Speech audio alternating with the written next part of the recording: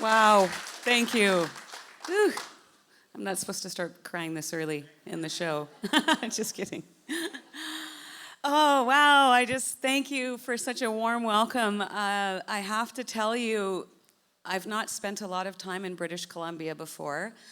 This trip out is actually only the third time I was here, and I've never really spent any time here. But the welcome that we have received from your province has just been outstanding. So thank you. BC loves freedom.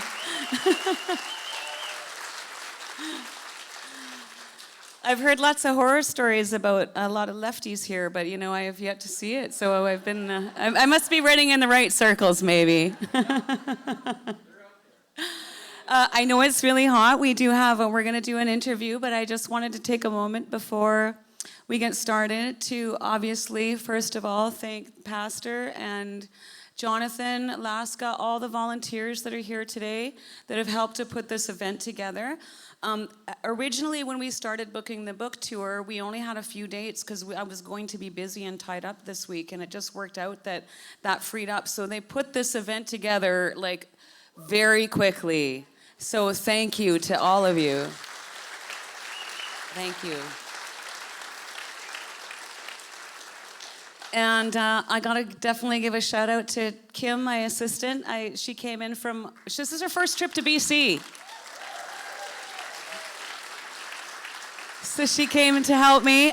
She's managing my life because when I do that on my own, I apparently end up in prison.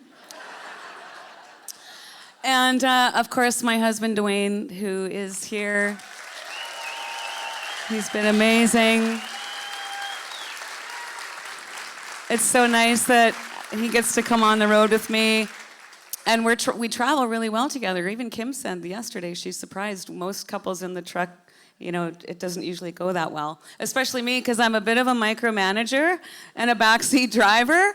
So yeah, but anyways, he's been so patient and amazing, and so I have to give Dwayne a shout out. And of course, to all of you. Again, still to this day, I'm gonna look like Alice Cooper by the time this is over. We drove across Canada and talked to so many beautiful people. And the one word that we heard the most was hope. You're bringing us hope. You're giving us hope. We hope our country can be good again. And the truth of the matter is that you guys were giving us hope. You know, we felt exactly the same way. We were all just sick and tired of what we saw happening to our families, to our friends, to our co-workers, to sick parents in hospitals and long-term care facilities. You know, it was just too much. It was just too much. And, you know, I got to say it. I was just talking a couple nights ago at an event. We were talking about the MAID program. And I don't get it. I mean, we literally just spent 2 years locking people up in their homes. They were telling me my parents were not allowed in my home. I didn't listen, by the way. You know, and now they have introduced MAID, and they're just making it so easy to take your own life. None of this stuff makes sense to me. And, you know, that was part of the reason why I got involved, because I knew there had to be a better way, and I knew that, you know, the stories that we've heard from Canadians who have lost family members, lost their jobs, their families are divided. You know, it's so heartbreaking, but at the same time, Canadians are the most resilient people on the planet, in my opinion. And yeah, you are. Look where we live. And that's something to be really proud of, really proud of. You know, the mentality that I saw with the Convoy and coming to these events is the Canada that I grew up in, and that's why I have so much hope. Because the Canada that I grew up in, people helped each other. People helped their neighbors. They looked out for each other, you know. They looked at each other on the street when they were walking by and said good morning. I've never spent that much time here, like I said, but BC is so friendly. Dwayne and I were commenting on it. Every store we've gone into, people walking down the street just look at us and smile and say hi, and you know, it's just been amazing. But The point is, you have been told by somebody, a supposed or so-called leader of your country, that you should be ashamed of yourselves, that you should not be a proud Canadian, and that you should be apologizing for things that happened long before you were born. And I'm gonna tell you, no more. Every person in this room can stand proud to be a Canadian, and you should be, because that's who we are. So thank you so much for coming. Yeah, sure.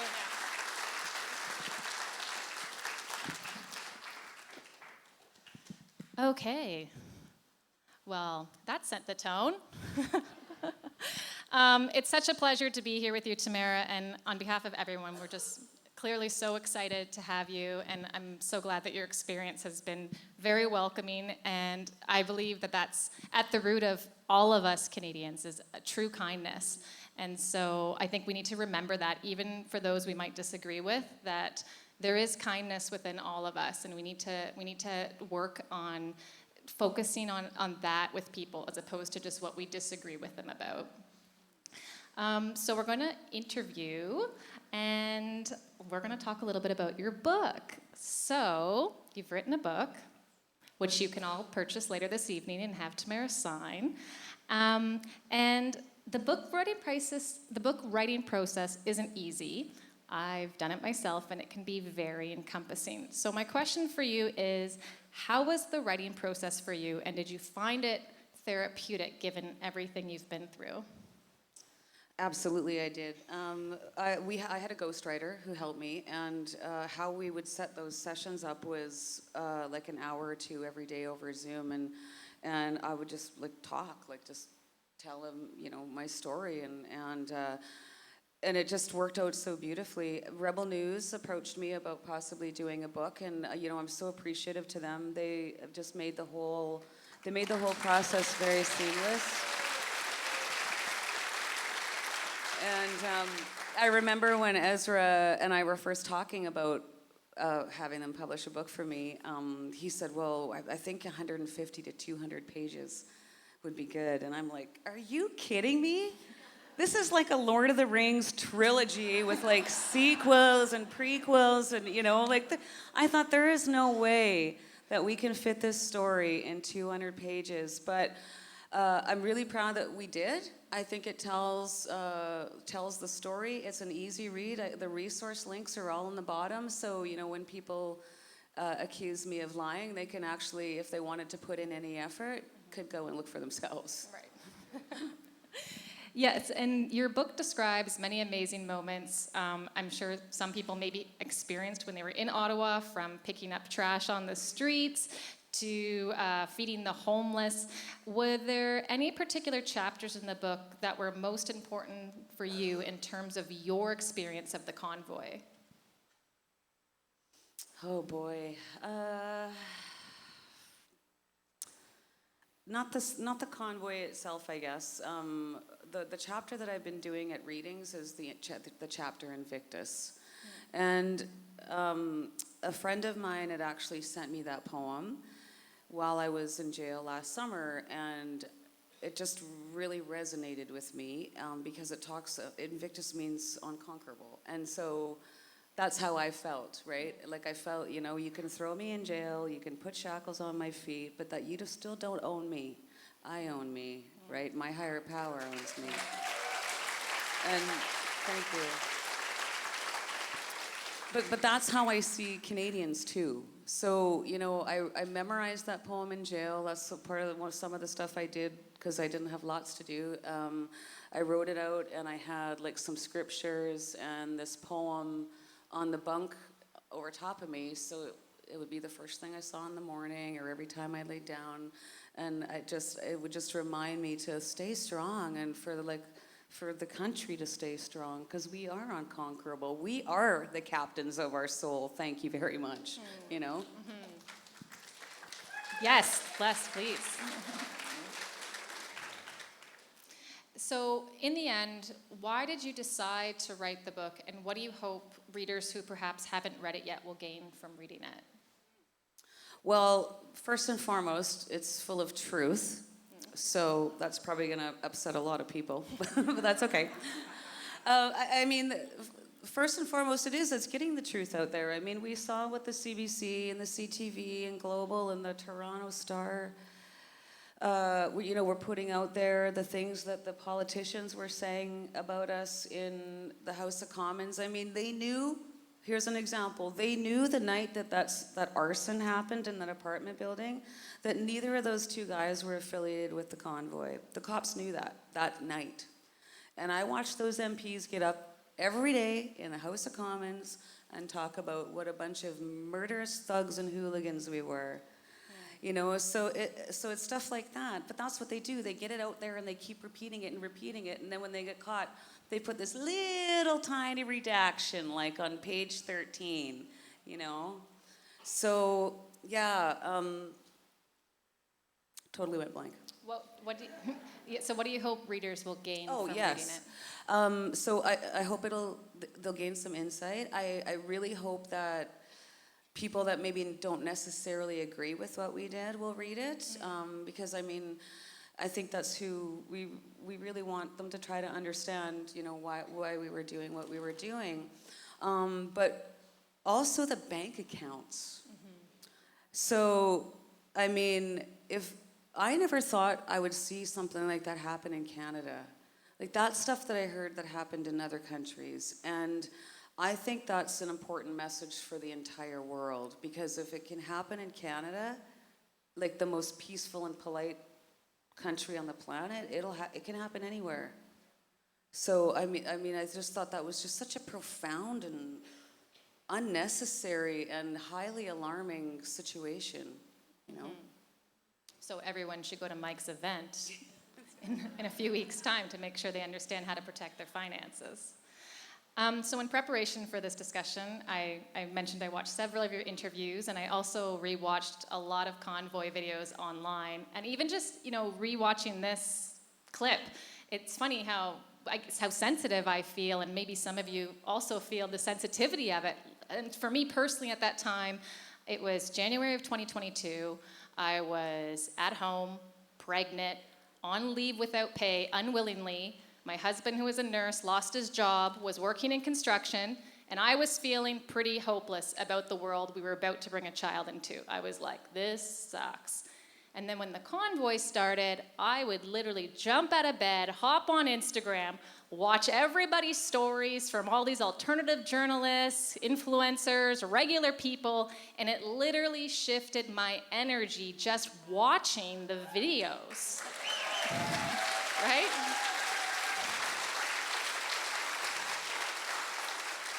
And clearly, everybody feels the same way here. Like, it clearly did something that moved us. Whether you were there or not, you could feel it. So, Tamara, what does it feel like knowing you co-created and organized a historical event that not only united Canadians, but literally citizens around the world? It's still pretty surreal.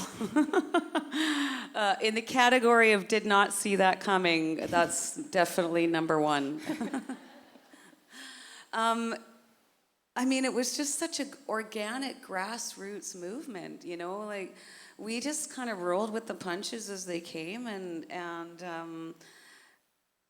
it was phenomenal. I mean, I remember somebody coming up to me at the Swiss Hotel showing me pictures of a convoy that was happening in Bolivia, right? With donkeys and those old trucks and such, It was, it was stunning to think that could have happened. But what that told me was that we weren't the only ones that were suffering. Like, everyone was just done. We were all just done. And so I haven't quite wrapped my head around all of that yet. I like to kind of just keep my bubble sort of small. And I think that's definitely, something I'll have to come to terms with at some point. But it's a lot, it's a lot, yeah. Yeah, no doubt. I want to talk a little bit about what your experience was like being a political prisoner in jail, and are there any stories from jail that you can perhaps share? Because I think to a lot of regular people, that seems like a whoa kind of land. But you were there for 48 days. Can you speak at all about that experience?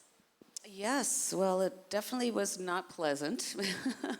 I didn't really know what to expect when I was arrested, actually, but I mean, I wasn't afraid. I just sort of resigned myself to there was more work to be done. You know, Chris Barber said to me on the way out to Ottawa, he's like, well, Justin Trudeau's just mad because we embarrassed him. And I said, no, we didn't. We just gave him a platform and he's embarrassed himself. All of them, right? We just gave him a platform. There was so many unintentional consequences that came out of it. And so all these things were exposed. The mainstream media, the banking system, corporations like GoFundMe, obviously, you know, the police, the government, all of it. And I just thought, okay, God, we're not done here yet. You have more work for me to do, and obviously we have more things to expose, and I'm okay with that. So, you know, I prayed a lot, I did a lot of meditation, I did a lot of Reiki, I just said, thy will, not my will, and I managed, you know. I got into solitary confinement when I was first arrested last winter, because that was their COVID policy, when it benefited them. It's funny how policies change when your jail gets overcrowded and you need to put 3 people in a cell. You know, I got down there. I really slept for like at least 24 hours. I was so tired. And then I looked around at this cell. It was a small little window, you know, 16 feet up in the air. And there was this horrible graffiti all over it. And it was terrible. And I thought, well, this is my home now, I guess. I need to make this my space. And so I washed all the graffiti off the wall and cleaned it all up, the toilet, the floors, with a little teeny toothbrush, because they don't give you big real toothbrushes. You just get little ones with a thumb pad on them in there. And cleaned it all up, and except for some of the good stuff, and of course some of the stuff I couldn't reach, because it's pretty tall. And I just made it my own space. And like I said, my whole mindset going in there was, you can't take this away from me, and you don't own me. And, you know, even going forward into this trial, they can put me back in jail. I've been there, done that, got the T-shirt, you know. I don't have any anxiety over it. And I kind of wear this like a badge of honor, because I'm clearly not a scary person, I don't think. I'm like 5 feet tall, 115-ish pounds. And they're obviously really afraid of me. And Chris, and Pat, and James, and all of you, by the way. I think even more so than the $10 million that Canadians donated twice, I think what really scared them the most was the unity. Because we stopped giving their labels power, and we just all became Canadians. And so I think even more so than the money, that's what scared them the most. And I will wear that like a badge of honor.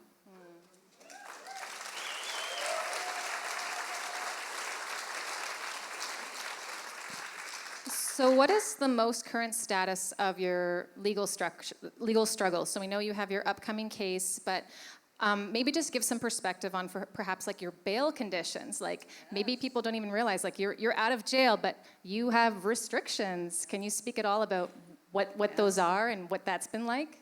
I had more freedom in jail, actually, than I do out of jail. Thankfully, my conditions are not as horrific as Pat's. He's been basically completely cut right off. He wasn't even allowed to have a cell phone that had access to the internet on it. But still, for not being found guilty of a crime or having no criminal record, the conditions, some of them that were imposed upon me, of course, were no contact orders with some of my fellow organizers, Chris, Pat, Tamara, Danny Bulford, and some other ones. There's a few other ones in there. Which is really hard for us, because we just sort of went through this thing. And, we can communicate only in the presence of lawyers or through lawyers. And so it's, and Chris doesn't really live that far away from me. So it would be, we've missed out on that portion of just getting together and having our big, like, what the heck just happened moment, I'm banned from social media. I'm not allowed to log into social media, post, or ask anybody to post on my behalf. I'm not allowed to attend protests or assist in organizing or advocating for them. I'm not allowed to move out of our residence. Dwayne and I have to live in our residence. We don't own it, we just rent it. So it's either there or my sister's basement. And yeah, I mean, and I'm also not allowed in downtown around Parliament in Ottawa. So I know. Originally, my conditions were that I was banned from Ontario, which I thought was hilarious. Like, I know a lot of people trying to get out of Ontario. I don't know a lot that are trying to fight their way back in. But we had to have that changed because of the George Jonas Freedom Award that you referenced, and then my daughter was moving there to go to university, and also the inquiry was coming. So, which I thought was really important that I was at. I mean, these guys called me a terrorist and a misogynist and a bunch of horrible names and accused me of doing a bunch of really terrible things and questioned my heritage. And so I thought it was just really important that I was there every day so that they could look me in the face, I'm a human being.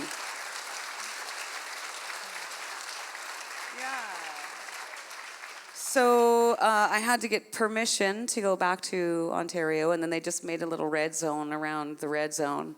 And and it's really funny. I'll tell you this story really quickly because they made a big deal out of this. I can't be downtown Ottawa without my lawyers because people are going to be traumatized by seeing my face, and it's going to be awful.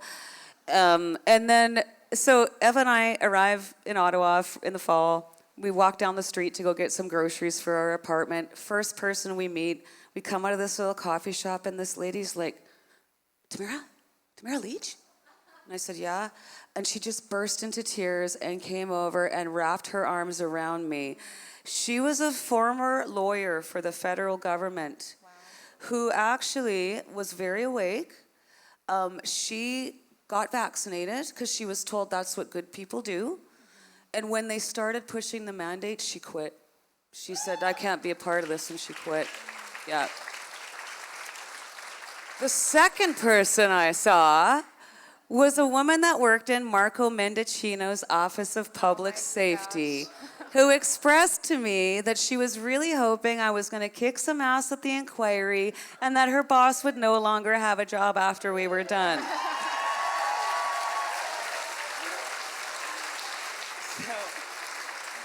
So I didn't really run into a lot of really terrified people. And people that don't like me, I notice, just give me a dirty look and then go home and hate tweet about me. But the joke's on them because I can't access Twitter anyway, so. It's ironic because he's now lost his job. So I know, right? Bye, Lion Mendicino. Don't let the doorknob hit you on the way out. So more than 2,000 years ago, the mathematician Archimedes said, "Give me a place to stand and I will move the earth." I believe when we take a stand, we have the power to move the world of ideas, and the people who act on them. And I know many people, especially people here tonight perhaps, might feel intimidated to take a stand, especially when they hear about the repercussions it can have. And it's no secret that many Canadians are fleeing Canada. Canadians are fleeing Canada. And you still seem very hopeful and eager to fight. And I don't doubt, though, that so many people are overwhelmed by the number of issues that just keep coming up. And for that reason, they're worried about what future looks like in Canada. So my question is, why did you decide to take a stand and hold the line? Because I love my country and I love the people in it, and I know a lot of good people in it. That's why. I mean, we all saw people hurting, and we all taught. Everyone had still people that they talked to. You know, in our little community, in Medicine Hat, Alberta, there was so many young men taking their own lives. They just quit reporting on it. I mean, don't look into what's going on. Just stop letting the public know that it's going on. This is the mentality right now, and you know, I've been following politics for a little while. And it makes me increasingly frustrated when I see governments just shoving this stuff through without asking. That's not their job. Their job is literally to represent their constituents. And, you know, we see that, yes, exactly. That's what we're paying them for. And it's funny, I don't know if it was Kim or I was talking with somebody the other night because, of course, lots of people say, oh, are you going to run for prime minister? Are you going to run for politics? And no, I'm not going to. I think I can be more effective outside of politics. But, you know, but I said, if I did become the leader of a party, the first position that would have to go is the whip. The whip's only job is to make all the MPs do what the prime minister wants, not what you guys want. Like, how did that position even happen? I don't get it. Who thought that was a good idea? But you know what I mean? And another person I talked to had a really wonderful idea. This was months and months ago, and they said what he thought MPs should do is in every riding should have the average income, median income in that riding, and that's what the MP should make, right? Yeah.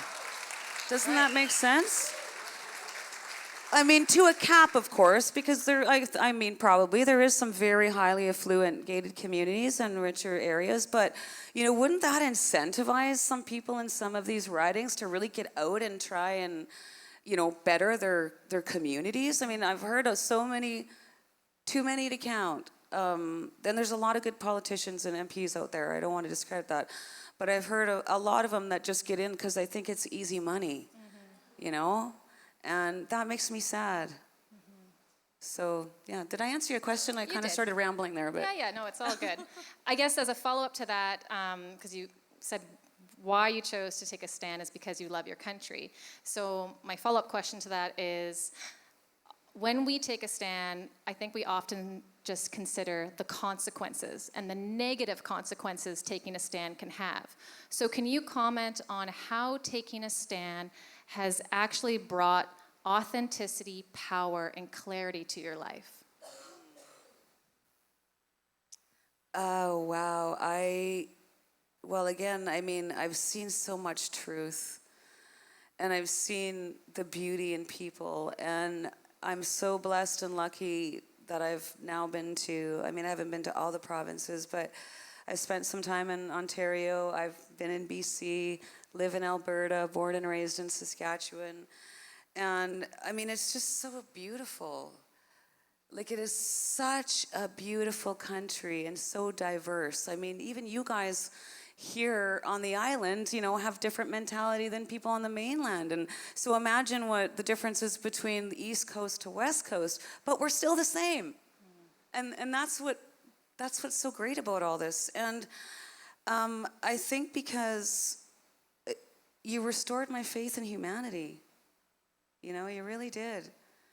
Like I said earlier, I mean, we were all lost and disappointed and felt alone. And I mean, my poor husband is not political, but I mean, he heard me rant and rave about things that were going on all the time, you know, even if he didn't understand it. But I mean, he still let me rant and rave, right?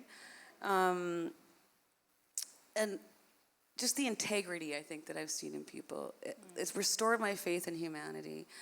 And all I can do is be honest and tell the truth. And I'm, you know, that's why I have no anxiety about all of this. As far as I'm concerned, you know, it just kind of hit me a couple days ago, going back for trial, crossing Canada again, almost feels kind of poetic because you know, we're going back to kick some ass. You know? But the beautiful thing is that we've already won. We already won. And if they find me guilty, I know who I am. I'm comfortable with that. And like I said, they can't touch me. They can't hurt me. And I wouldn't change a single thing. I have no regrets. Because you've essentially lived your truth, is what I'm That's getting. right. Yeah. Yeah, exactly. Awesome. One of the lawyers, pointed out at the inquiry, Brenda Lucky got up with a briefcase, and so-and-so gets up with his notepad, and Krista Freeland goes up with a binder, and I just walked up there by myself. And Keith Wilson said it best. He's like, when you're telling the truth, you don't need a binder. Right? Yeah.